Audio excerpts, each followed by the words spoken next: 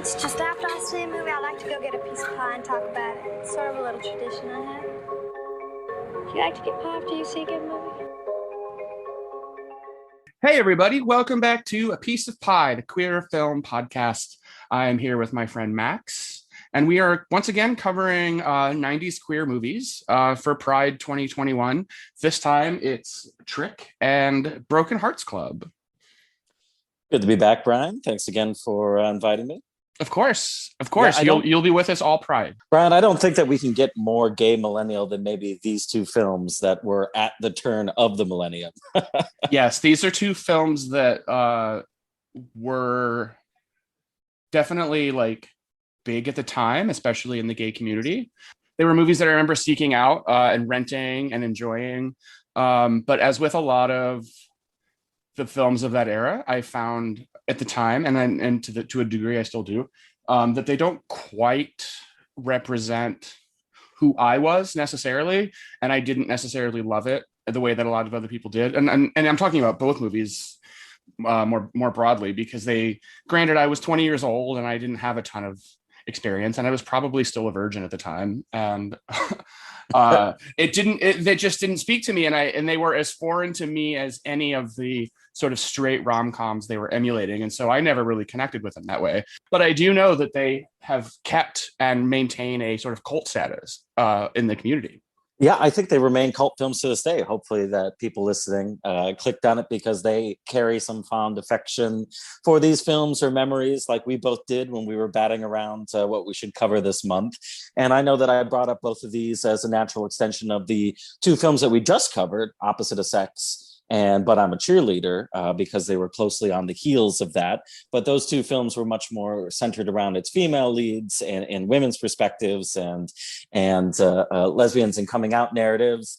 Trick and Broken Hearts Club are firmly both our East Coast and our West Coast white gay boy movies, I suppose. Yeah. We tend to go in order, so let's start with Trick, starring Nev Campbell's brother, Christian Campbell, and JP Pitoc, and what remains probably their biggest roles. I don't know that I've looked them up. They're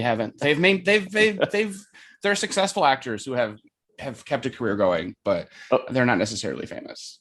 At least Christian Campbell's got the Reefer Madness movie musical under his belt. So he's got two good cult classics that gays watch over and over again, even though that he's straight. And he does, well, in the mouth and cheeks, he looks a lot like his sister. They're both so pretty. But yeah, so the premise, of course, we should talk about it's sort of like you called it, like a gay after hours, where this couple meets and they spend the night sort of together trying to just find a place to hook up. One of the things that I found myself thinking about it now at the age of 40, and maybe this speaks to the type of person I am, it's that like, I'm sure they could have found an alley, right? Not in New York, you'd be surprised. Oh, that's true. That's true. If you're on Manhattan, it is covered by tourists and other people every single square inch of that garbage island. So this is one that like doesn't stretch my credulity too much. But I think that by 1999, you probably just blown him in the back of the bar, right? Yeah. Especially if it was a go-go boy. I think that's that's just a known quantity into 4 a.m. on most nights. But Brian, you brought it up. I think I was trying to stretch my own affection for this movie by calling it our gay after hours, because I wanted to get ahead of, I wanted to get ahead of the fact that maybe this isn't the best movie. Neither is Broken Hearts Club. They're both pretty sloppy. They're both pretty ramshackle. A lot of their low budget and independent productions shine through, but I still have a lot of affection for this film rewatching it. And I think a lot of that comes down onto the shoulders of its two leads that really hold this wisp of a movie together. Because I know that people's tolerance of Tori Spelling can go a long way. Yeah, I was amazed rewatching it recently, or just rewatching it for the podcast. I was amazed that they sure let her sing that whole song at the beginning. Wasn't that in the Ebert review? It was actually, when I read it after the fact. Yeah, he pointed out. But there's also a whole like musical number by the teacher And even the drag queen has this sort of from the dance floor lip sync moment where she's lip syncing to Gabriel with some important song lyrics that are applicable to the plot. And it feels very padded out. Oh, we got to get this to 90 minutes somehow. And yeah, but like you said too, there's that DIY sort of aesthetic to it where they're shooting on handheld cameras in the early days of digital, just walking down the street, like shooting where they can, like no permits, just like we're just going to make this happen. It is a guerrilla shoot. This whole thing, it was shot very quickly, quite obviously. And Brian, like that drag queen, you're correct. This movie is padded out. It is obviously a short story or a short film or somebody's idea that then was added on with these production numbers and musical numbers and their friend or Coco Peru that somebody knew that then agreed to do the movie. But I find that all very appealing. I find it very much of a mishmash of a lot of people in New York that knew each other and wanted to express this kind of Greenwich Village and Hell's Kitchen gay bar scene. And those are usually the areas whenever I visited New York that I like to visit. So there is this kind of homey, let's go to this bar, then we'll go to here. This very New York gay sensibility to the rest of it that remains sweet, even as the film dips in and out of sourness. But on this rewatch, I had forgotten how much and how obnoxious his straight roommate and his girlfriend was and how much that took up out of the film, because I think I've just really put that so much out of my mind or conflated other Tori Spelling scenes. But the movie takes a little bit and stretches it a long way. And again, like I say, I think that really is such a tribute to our sensual couple, and not just how cute they are, but really kind of how much honest chemistry that they have and share a lot of awkwardness throughout this film that I think remains endearing. And this kind of wild night out movie, but for gays tagline that this gets remains correct, but comes with that affection. Yeah, it's definitely we talked about this a little bit with The Living End, even, where it just feels like it's this collection. Yeah, like you said, it's this collection of people who are getting together, who know each other, who are just making this movie just to make this movie. Because at the time, it was amongst probably the first sort of gay rom-coms, and certainly one that didn't treat HIV and AIDS as this looming health crisis that's like hanging over everybody, which it still definitely is in that period. But I don't really think it doesn't really get discussed much at all, at least in terms of like trying to avoid it or it being a plot point anyway. Not at least the characters that come across our, line of vision within this very long day and night for them. And I think that is one of the most appealing things about it, Brian, but it exists in this kind of real-time slice of life of New York, but not having to, it doesn't really have much on its mind other than, finding a place to hook up. So it's a dumb movie, but it's an honest dumb movie, just like our go-go boy, Mark. And obviously this one found a pretty decent audience at the time, and and a lot of critics were kind to it. It premiered at Sundance, and it was even nominated for the Grand Jury Prize. So, in 1999, that was already a pretty crowded year at Sundance with a lot of those movies. This hit a nerve with a good amount of film goers. Well, I think it's really a testament to sort of the that era and that sort of burgeoning sort of like indie film community that ended up getting so big that like major corporations and kind of came in and squashed it all. But there was a period where that's just how you made movies. You got the latest digital camera and you made it on the sidewalk with your friends. And if you were lucky, your friends were related to Nev Campbell or your friends were Tori Spelling. I know. I suppose the Tori Spelling angle of all of this, and I do remember when it came out, she was pushed very hard as basically, a co-lead of this. That probably dates it the most of somebody who was left a little bit, in the dustbin of history or as a camp icon like Tori Spelling. But in 1999, she was still relatively extremely well known and out of the Spelling family. And I remember actually liking her as a kid too, or as a young guy in college. I watched every single episode of So Notorious, and I wasn't forced to. I actually enjoyed it. But that was also just for like young Zachary Quinto gay content and shower scenes. But that was Tori Spelling, though, too, at that time. She was getting a lot of gay content produced. She was really, kind of known. That was Tori Spelling for you at this time, too. All of her friends were gay men out of Hollywood and New York. So she was all around, and I think got a lot of people's work noticed or things financed. And Trick is probably the biggest thing out of that.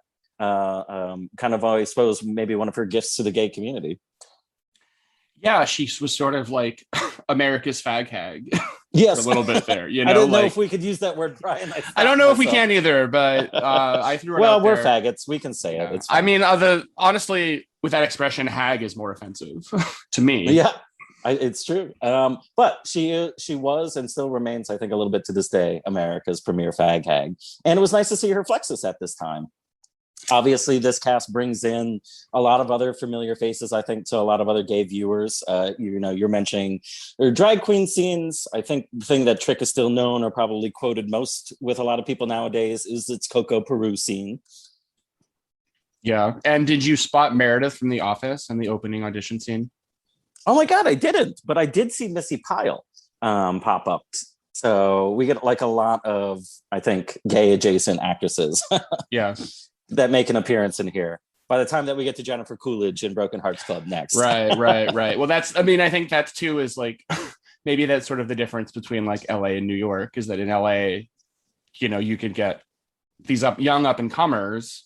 No, I got you. I think we could probably talk about it in the next section, because I think Broken Hearts comes out of a lot more privilege, and he was a showrunner for Dawson's Creek, and Trick is much more just a bunch of theater gays who got together and put kind of a movie together. Yeah. It's definitely that. And their chemistry really sells the movie. And it helps because like we've discussed, it feels very padded and drawn out. I found myself kind of wondering more than once why Gabe was, or why either one of them. I guess, again, this speaks to how I am, or maybe it even speaks to, the era we live in now with like the grinder sort of hookup culture. But I just kept thinking like, boy, they're really like determined to make this happen. I feel like these days, you run into a couple of obstacles and then it's like, well, call it a night. Yeah. That's a good point, Brian. I remember watching this kid as a movie and wondering that too. The movie spends a lot of that on its mind, of why Mark would still want to sleep with Gabe after, they leave the apartment, or how many mishaps happen in a given night. But I think, just in my little gay boy heart, I think that's just the sweetness that like he finds in Gabriel, that he's got like this night job, and he's kind of over the hookup culture. And I know it's a little bit of kind of like the heteronormative kind of approach of it, but by the end of the movie, it's hopeful that the both of them at the least might not have a relationship, but at least they can be friends, or maybe hook up sometime in the future, go on a few dates, and then, like a lot of other gay men at that time, you become somebody who comes in and out of your own friend groups. But something that can last maybe a little bit longer than just a single hookup. Yeah, I think it bears mentioning that there was talk of a sequel a few years ago. And if memory serves, they were trying to crowdfund a sequel in 2019, and I don't think it ever quite happened. But I like the idea of sort of revisiting the characters. I would hope for a more sort of a better script, I would say. You know what? That's interesting, but I don't know. Like, geez, I don't think we're going to have like an before midnight situation here between these two characters. No, I'd be surprised if they actually have any contact with each other after the 20 years time lapse here. And this is before cell phones too, so that's Well, no, he writes the number. He writes at the very end. He like writes the number on his arm, and then he calls him. Yeah, he called just to double check that it was real, which again sounds something ancient, I suppose, to 20 years ago. Yeah, well, now you're like, here's my phone, put your phone number in it, No, I had to call my first high school boyfriends from a calling card off of a payphone, generally. Wow. I didn't get a cell phone until I was 18. That was a large part of the reason that I didn't date or anything, not just because I lived in a small religious town, but also because we all had landlines. And I didn't want people who sounded really gay calling me. Like, honestly, I was like, no, I know. I had to hide my furtive high school romances by like a phone call at 1 a.m. in the basement. Growing up gay in the Midwest. So now we get to but I think, Brian, part of the fun of revisiting, I think, these two movies was at that time for us that we're obviously not living the glamorous gay lifestyle on either coast. There was a little bit of like wish fulfillment fantasy. Not that both of these movies completely allied over the more, maybe some of the more dangerous or unseemly aspects of gay nightlife or gay friendships at that time. But like you said, there was a lot of attention put in by critics, put in by audiences at that time to go like, hey, this is different. This isn't a depressing movie, or it's not talking about this, or it's not just a coming out story where parents are yelling at them. We really appreciate this. They act just like us on type of narratives. Yeah. But these two movies were obviously made by a lot of queer producers and artists. But like the last two movies that we discussed, are starting to be pitched, just as much to straights than they are to their gay audiences. Yeah, it almost feels like we could the order is messed up. We should have put the birdcage and In and Out in between the two, because it kind of feels like in between the two episodes, because it feels like it's this sort of straight people playing. I mean, of course, both of these movies are still straight people playing queer, but it's more and more making them main characters. Like they're sort of, they slowly become like, they go from being like side characters, but it's still very much like a sort of like, like you said, a heteronormative, like straight sort of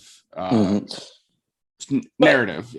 But I think that's kind of the fun of Trick, that it finally swapped what's usually that storyline, that you have the obnoxious straight roommates, you have the obnoxious girlfriend who's always barging in.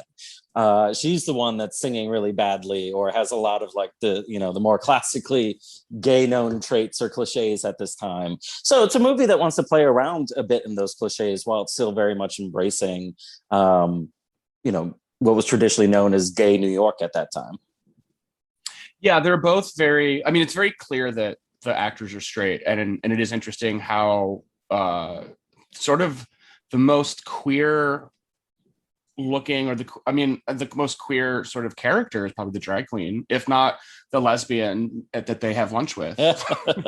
No, it's definitely Coco Peru. And if I've got to say the line that everybody knows, but it's, did you ever get cum in your eye before, Gabriel? It burns. But this was again before RuPaul and anything else. So to have a drag queen completely stop and take over your movie for 5 minutes in this monologue in a gay bathroom was kind of a delight. It was something it's that like a novelty see in movies. Yes, it is a novelty. Yeah, absolutely. And so in a lot of ways, it is a landmark film for how just sort of honestly kind of boring their lives are and how normal they are. Like, honestly, and they don't look queer. This is, like you said, they're very white films. There's not a lot of minorities. But it's still very cautious and treading that line, but it's like, it doesn't want to be too disruptive. You know what I mean? No. So you can't make it too gay. No, we are out of new queer cinema, and we're very much into new queer Hollywood of please like me, give me a hug. Yeah. There's not a lot of like gay stereotypes and stuff like that necessarily that they like exude, because you wouldn't have seen it in Gurney Mills if the lead character was Nathan Lane. Well, I mean, it just wouldn't be financed by any studio, and neither was this. But obviously, these films started to get a bit more attention and a bit more play because of the burgeoning LGBT film festival circuit too. That this film had premiered and got bought out of Sundance and Broken Hearts Club after it, and that they had won GLAAD awards and everything else. But a movie like Trick apparently was something that gay audiences very much wanted to see. This was embraced by, I think, a lot of young gay people our age at that time, because it very much, again, it wasn't just aspirational, but it was its own way of a little bit of its own It Gets Better campaign of being like, hey, there are communities out there and they are just like you. And it is not everything that you've seen, on the nightly news or in scare tactic movies. And I think that they hold that affection today, or at least something as kind of dumbheaded and as wispy as Trick still has this reputation that we can talk about it today. I think that's the strength of both of the movies, is that for neither one of them is their sexuality a hindrance or a burden to the plot. It's just a part of the characters. It doesn't, I mean, it defines them in the sense that we're watching a gay film and it defines, you know, the genre that it's in, but it's not about how they're gay, is what I'm saying. Well, Broken Hearts Club kind of is, but yeah, well, it does feel very like born of that sort of narcissism in a way that the Trick does not. Mm-hmm. Well, the Trick is just good old fashioned New York City narcissism, which is just a bunch of people nattering to themselves while shoved into too tight of spaces on an overcrowded island. But there's the musical theater loving boy in me saw Trick at a young age and saw a little bit of myself in Gabriel and still has this affection. And JP Pitoc is still so beautiful watching this film at any age. And, you know, it does come dotted with just enough good, awkward, obviously autobiographical scenes to keep it kind of its foot in the real world, too. Like Gabe's wanting to get blown while he's playing the piano is both just a little bit cringeworthy and really cute, rather than something that could turn into a porn, basically, at any given moment. Yeah. Although I think a lot of gay audiences kind of were waiting for it to turn into that porn. They're like, oh, they sure we were. We want to see the sex scene. Why did you stop before the sex scene? You can't name a character beer can and then deny us that pleasure for basically the whole movie. But then again, that's what the movie's about. So yeah, is delayed gratification. Great. So let's check out a trailer for Broken Hearts Club, and we'll see you on the other side.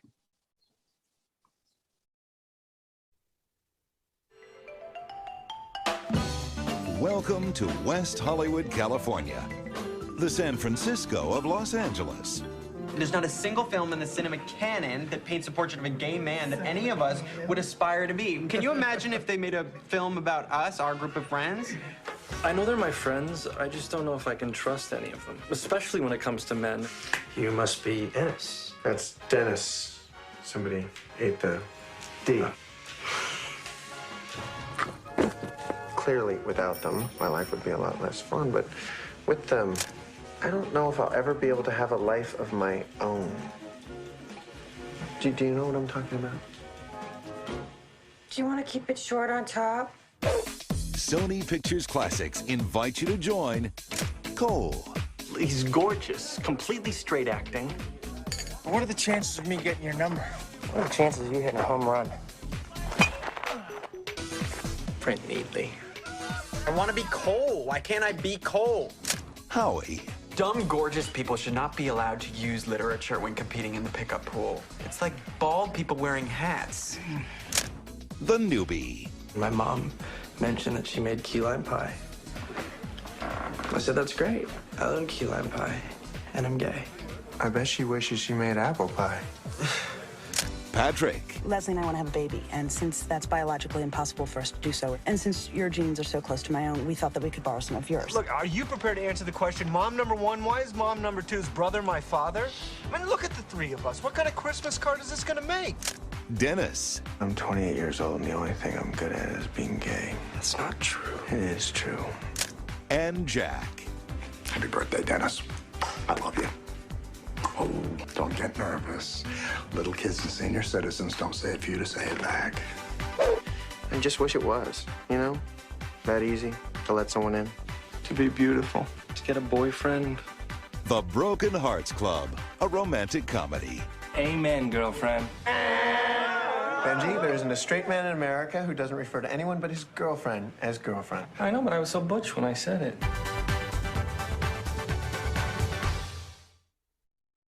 And that was the trailer for the Broken Hearts Club, and now we're here to talk about it.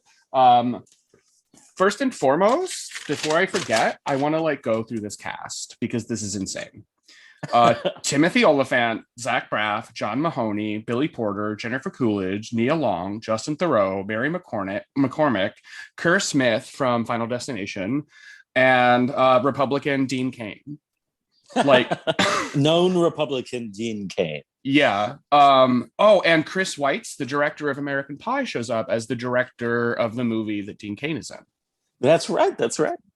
So just almost like and you know, written and directed by Greg Berlanti, who is now one of television's biggest producers with the CW Arrowverse. He's about to do a Green Lantern show for HBO Max. Like, he's apparently their superhero guy now, which is good. Better him than Zack Snyder, I would say.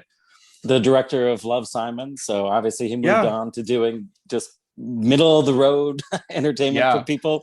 But Brian, you're right. I mean, this is the difference, I think, between a movie like Trick and Broken Hearts Club too, is that this is what a little bit of the old-fashioned LA privilege and connections are going to get you. And they're going to get you a really hungry, about to blow up cast. Because Greg Berlanti at this time had just, or was in the process of taking over Dawson's Creek as showrunner, as Kevin Williamson left, thanks also in part to the great success of the Scream movies.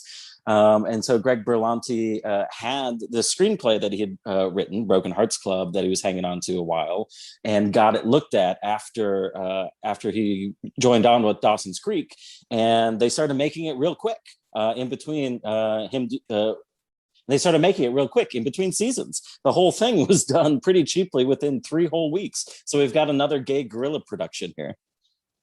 Yeah, but it's the difference between, like you said, in television, like they had John Mahoney, who at the time was on probably the biggest sitcom at the time, Frasier, playing the dad. Frasier was still going on. Yeah. And it was a #1, like, best comedy Emmy winning series for many, many years in the middle of this, when this came out. And he's definitely, like him and Dean Cain. Dean Cain has since proven himself to be a piece of shit, but he was hot off of, like, Lois and Clark had just ended. Like, it was a huge hit, and it's a lot of up and comers too. And I think it speaks a lot to the growing, burgeoning sort of acceptance of LGBT narratives, that you have a bunch of young up and comers who have a chance to play openly gay, and they do. And it does. And not only does it not hurt their career, I mean, I read the list, like, if anything, it helped them. Mm-hmm.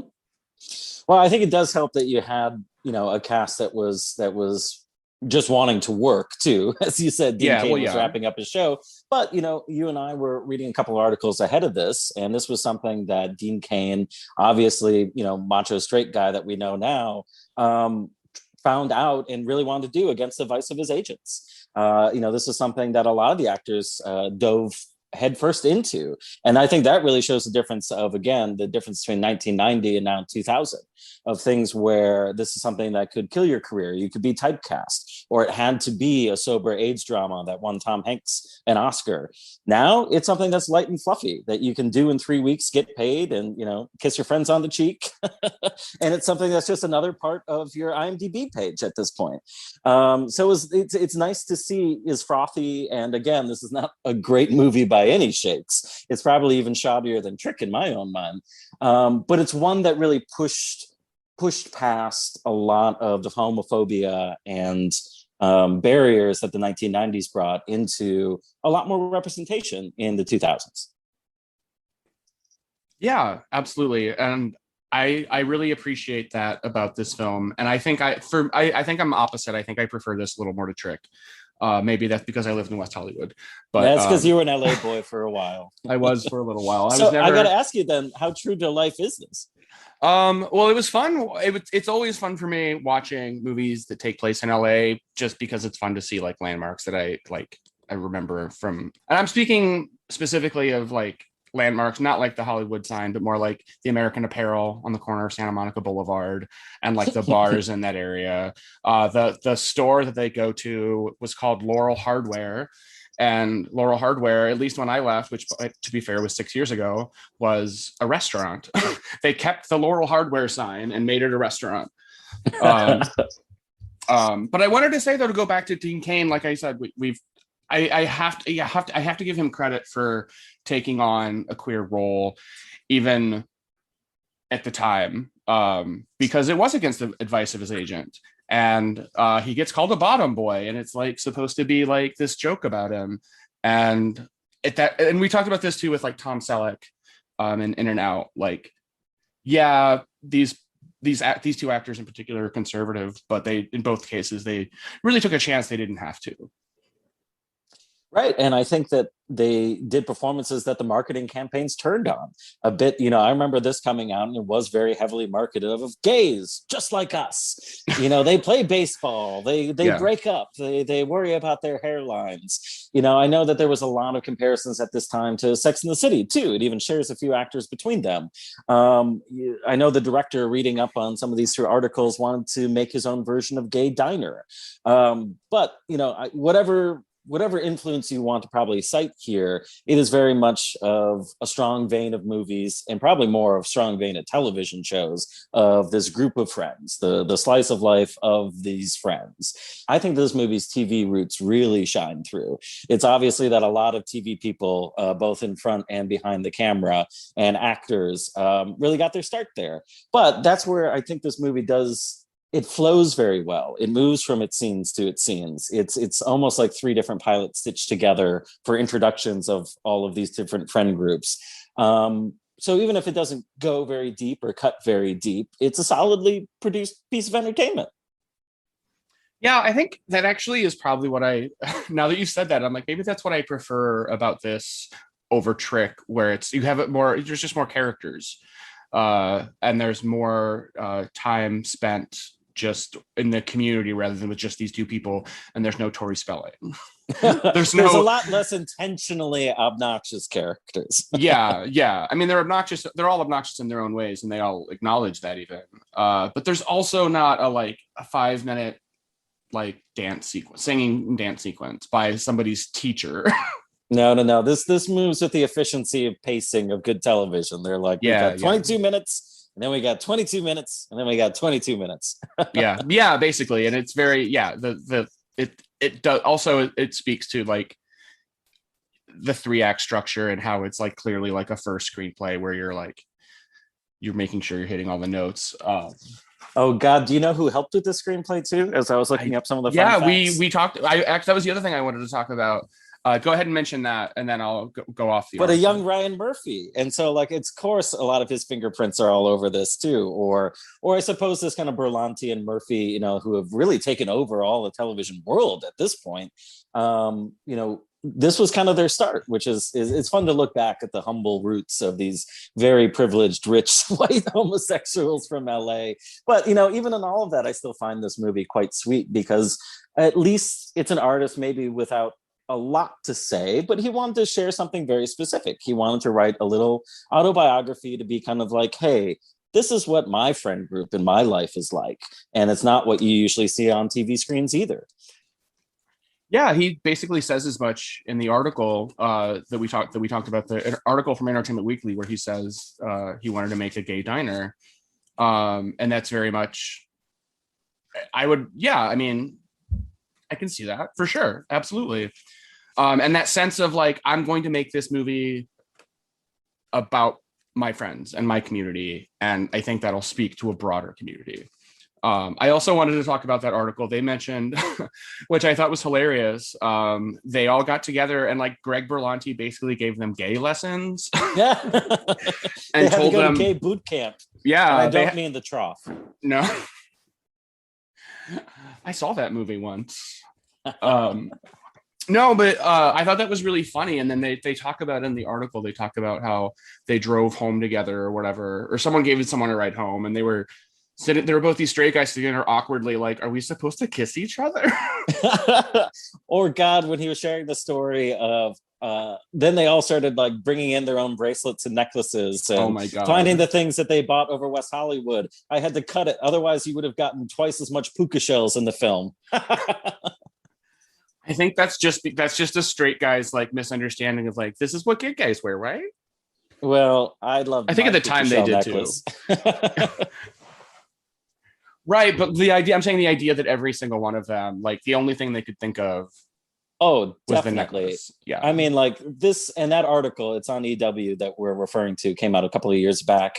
I mean, it does show how this skirts a bit of the pink face, Brian, how this was something that was, again, that, more and more actors were getting more excited to take on gay roles. The popularity of Will and Grace was just taking off at this point too.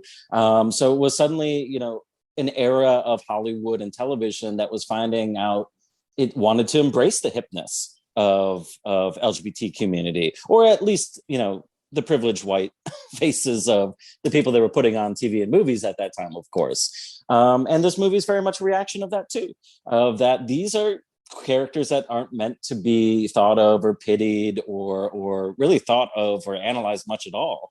They are just kind of hip people, like you might see in Clueless or any other type of teen movies. Yeah, well, they're all aging probably beyond that, but that also I think speaks to the LA homosexual in all of us in holding on to your youth. But that's also kind of a plot point, of course, in this, as Timothy Olyphant takes young Andrew Keegan under his wing. But yeah, like you were saying, they're stock sitcom characters. These characters aren't. I agree completely. They're very, and it skirts all of these bigger topics, just like Trick did, where it just talks about AIDS. And there's even a monologue by one of the characters talking about how, like, God, all of these movies about gay people have people dying of AIDS. And he's like, oh, what if they made a movie about our friends group? And it's all very like wink, wink or whatever. But it's a valid point. It's not a wink wink. I think that's a big flashing neon sign of this is my character in this movie. But, at 2000, it doesn't seem that long ago, in my mind, but it really is a lifetime ago in a lot of the march towards representation and acceptance and breaking through some really hard barriers in telling our own stories. Yeah, and the only person of color across the two films is Billy Porter, who I love. Of course, I love from Pose. And they just had that incredible article come out about how he's HIV positive, and he came out about that, which I thought was fantastic. He's probably my favorite part in the movie. He's just because he's Billy Porter, and honestly, when he's crying, he's just been dumped, and he's like, I can't find any music to listen to. And then his friend is like, oh, how about the Beaches soundtrack? And he's like, yeah, track 4. I mean, and that's a real moment. That's something that I think was someone was like, oh, I'm going to put that in my script. Right. Or, when Billy's watching the same black and white movie scene over and over again, again, I feel like this is a film that feels it's not a lot on its mind, but it is a lot of fun. And it feels like you're just dropping into the middle of an ongoing story. It really does feel like, this is what's happening on this season with my gay house. No, I would love it if Greg Berlanti was like, I want to do a TV adaptation of this and make it update. Whether it's like new actors playing that age in this era or whether it's this, whatever. But I think that would be really interesting. I would probably rather that than another superhero show. Well, he certainly did swerve his career in the right direction for himself to make boatloads of cash. But, the truth is, after this, I was a big fan of Dawson's Creek at the time. So I remember this coming out and seeing it and seeing Kerr Smith pop up. Because at that time, Dawson's Creek was known for being one of the gayest shows, or at least being one of the more groundbreaking, because it had Kerr Smith's character come out and featured one of the first gay kisses on television. That was Greg Berlanti, too. So, again, he's in these kind of very privileged spaces, but he's trying to break as much ground as he can when it comes to representation and things that are very much pitched towards straight audiences. But he's also giving, young queer kids content at this time that they hadn't seen yet, and things that are fun and sexy and a bit different. And I enjoyed his show afterwards too, Brothers and Sisters, that had one of my favorite gay, or at least straight actors playing gays, Matt Reese, in that one. But then I suppose now that he's into Arrow and Flash and giving kind of queer adjacent content out of the DC universe, he's basically king of the world like Ryan Murphy and has no interest in revisiting these old movies. Well, he did love Simon, which in this is very much in the same vein of the Broken Hearts Club. And I would have to go back and listen to that episode that we did about it. But I feel like we talked about Broken Hearts Club in that episode because it's Greg Berlanti. But it's still very much the straight, it's not straight, but a heteronormative upper middle class white narrative of quote unquote normal gay people. Yeah. You can see it's like he's trying, he's giving us queer content, but it's very middle of the road. But, like you said, at this time, at least Greg Berlanti was wanting to do something that was a bit more specifically for a queer audience, even if it was still just naturally pitched towards the middle brow and straight consumers and everything else that will be a hallmark for the rest of his career. But listen, not everybody can be John Waters, you know? Right. Not everybody can be, you know, a shock artist or break ground. Or a Sometimes Greg Araki or a Todd right. Haynes, yeah. Sometimes you can break ground in the most boring ways. Yeah. And I think Broken Hearts Club and Trick are probably two movies that get close to that adage. Yeah. It's like John Mahoney says in the movie, some of us are just gay and average.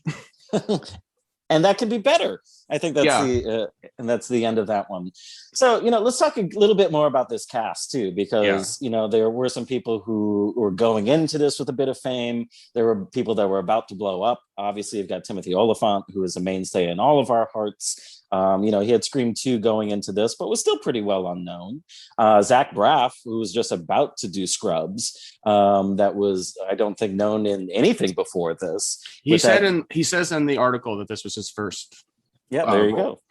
Oh boy, and that shock of blonde hair and that barbed wire tattoo. You're like, I know that this must look ancient, but again, like that was cool, and that was cool for a gay man at that time. It's just so cringy, but it's just like the perfect detail that like puts it back in 2000.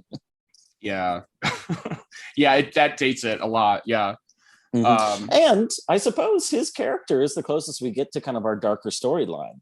You know, like revisiting this one, I always have this nostalgia and I have this affection for this film, even if I roll my eyes at a lot of these characters and their Californianess or their privilege. But I always do forget that, you know, this was new for a lot of other audiences, seeing gay audiences at that time, to see interior of gay clubs. You know, we hadn't, Queer as Folk was just about to come out. And so a lot of this was almost kind of anthropological surveying, I suppose, for the rest of us queers that hadn't been in these spaces yet, Brian. But, you know, rewatching this movie again, it's a lighthearted take on a lot of things that would start to get a lot darker, I think, for the gay community. These gym cultures, these nightclub cultures. Obviously, we hint at meth with Zach Braff, and it gets resolved in a happy ending type of way. But you know, there's a lot of the darker edges of LA, and I think of the gay experience at that time that creep around the edges of this movie.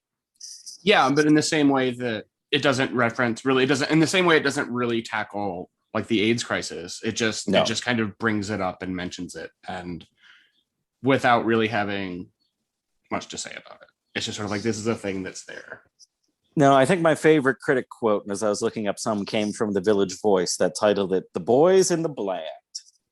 Nice. I like that. That's clever.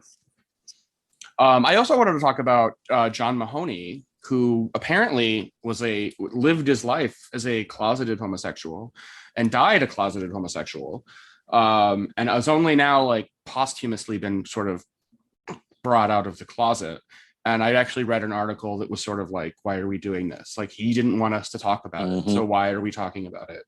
And that actually, knowing how he lived his life and knowing all of that makes his character now watching it like that much more poignant.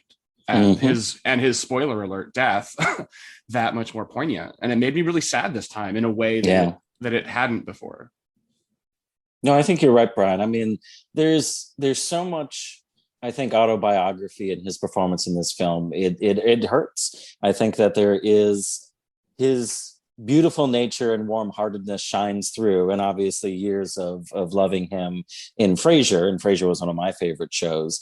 But there's something to watching this performance in this day and age and going and pinpointing of there's something in this that maybe be the most you that you've ever put on screen before. And, you know, I do think it's one of these things. I don't like to sling rumors, at least not on the air. You know, let's have a drink off hours where I'm not being taped. But, you know, it was something that was a little bit of an open secret in Chicago.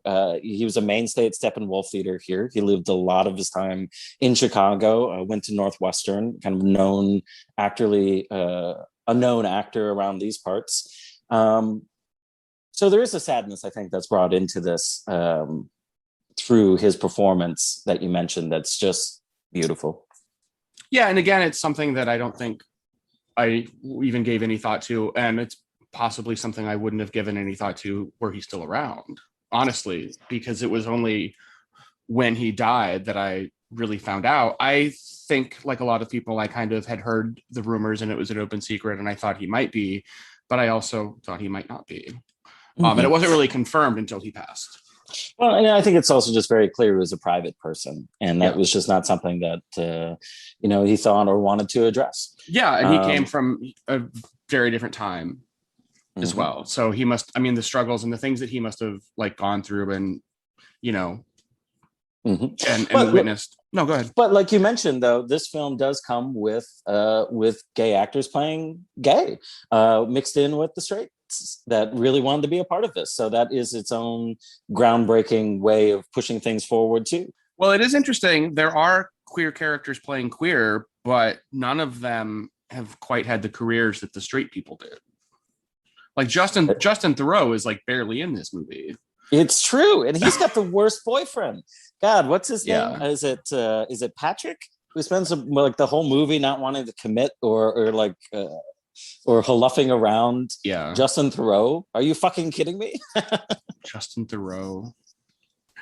But that, I think, I wonder what that actually says, though, about Hollywood's willingness to hire queer people. My guess is it doesn't say anything positive about it. Because, like I said, the straight people have gone on to great success. And then the people behind the scenes, Greg Berlanti and Ryan Murphy, have gone on to success. And also I just saw this written at the top of my notes. Christian Kane from Angel is one of the cast members. It's true. I saw that popped up. Lindsay from Angel, he showed up and I was like, oh my God, I was excited to see him. Anyway, I'm sorry. All 5'4" of him. He's so adorable. I know. No, but like I said, it's unfortunate that despite it was a breakthrough for straight people, but that the queer actors, actors.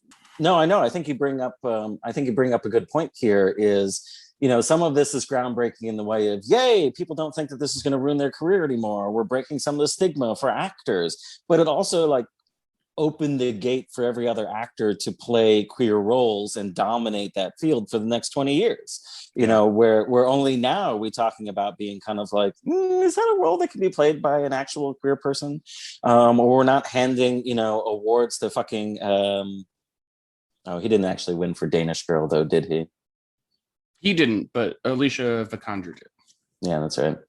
But I think it's something that, we're finally addressing a lot more now in queer representation in films. But I do think that this started the gold rush, I think, for a lot of actors that go, hey, I can do something different, or maybe I'll look brave, or maybe I'll win an award if I play gay. And I think that that's a double-edged sword. I do think there's a clear line of there is a clear path from casting, Zach Braff and Dean Cain and Justin Theroux as gay, and then later Jake Gyllenhaal and Heath Ledger. Absolutely. And, the list goes on and on. But I'm happy now that it's a question that is being faced and asked, and changes are being made. We're still light years behind where we really should be. Mm-hmm. But progress is slow moving sometimes. Yes, and that's at least where we get Billy from this film and Ryan Murphy later when it comes to Pose, and now television's tackling that much more in representation and telling different stories, because man, they sure have exhausted I think all the story potentials of a bunch of empty-headed gym rats.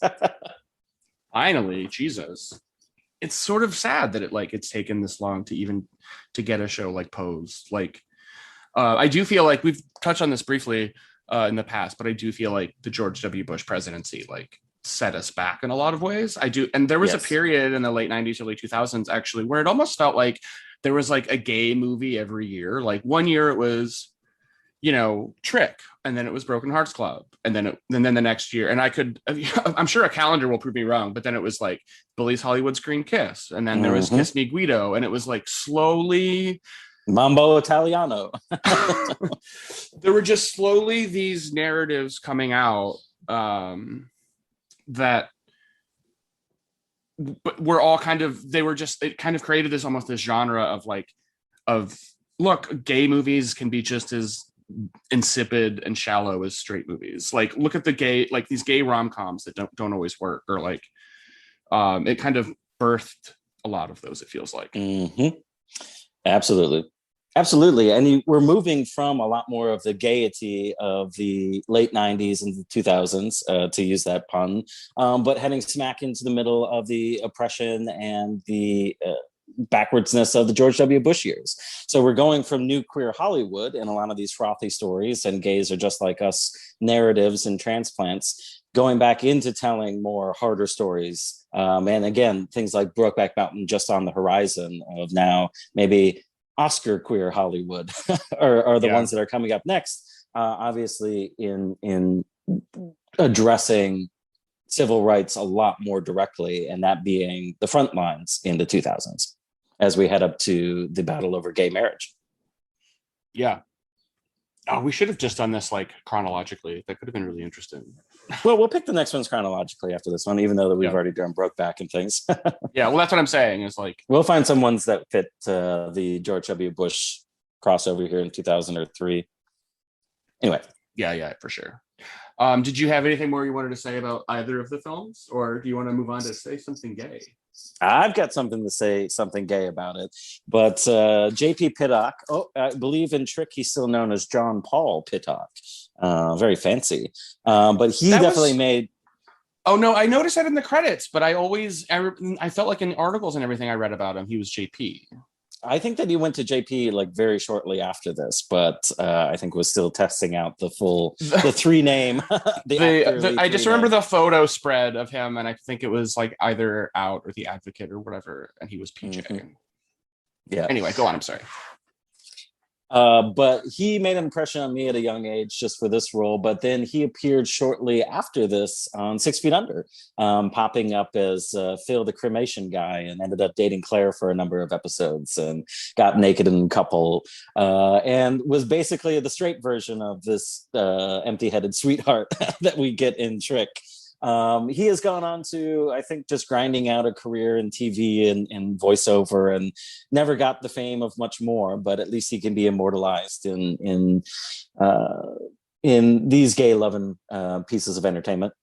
Yeah. I do think that it kind of lends him this sort of, because I think of Natasha Lyonne as like a queer icon, even though she's not queer, because of But I'm a Cheerleader. And I don't necessarily, but I feel like a lot of people would think of him as a queer icon because of this movie. Oh, I think that there was a lot of comings of ages, so to speak. I mean, like I said, I remember a magazine photo spread of him that was great, and I remember having a crush on him and being really into him. And he's gorgeous in the movie, absolutely. Mm-hmm. He is very sort of like empty-headed and dumb. Mm-hmm. But I always forget that like how ripped Christian Campbell is in it too. Is like when they first start to get naked, it's just kind of like, Jesus, you're well built for a musical writer. Well, in the 90s, all the actors, I mean, they still do, That's true. It's New York. You got to make sure you look good for those auditions. It's true. We're Chicago gays. We're sucking down sausages and beers and not living to the same standards, I suppose, they put on the coasts. Yeah. We have those cold winters that require heavy beers. So hey, listen, we're a very earthy city. I've always appreciated that. You don't have to be a gym rat to get laid in Chicago. Thank God. Otherwise, my say something gay about it. Like I said, Justin Theroux is really gorgeous. And actually he really has grown into his looks. I actually think he's way more attractive now than he is in this movie.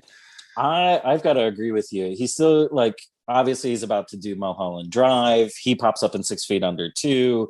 I remember first of him being bare chested in the Terrible Charlie's Angels sequel. So he was again on the precipice, but man, is he one that's turned into a better daddy in the future. Yes. Well, thank you so much for coming on and talking these lighthearted, mediocre gay films for Pride. This has been fun, Brian. Yeah, it'll be fun to join you again real soon in the future. Yeah, we've got a couple coming up. We've got 2 more for Pride, and I'm excited for those. So if you want to listen and follow us along on our journey, give us a follow. You can find us on Piece of Pie Pod on Instagram or Twitter or YouTube as well. And I am So Brian Rowe. That's Brian with an I, ROWE, both Twitter and Instagram. Max, do you want to hit us with your social media? And I'm at Max Bever, MaxBever on Instagram.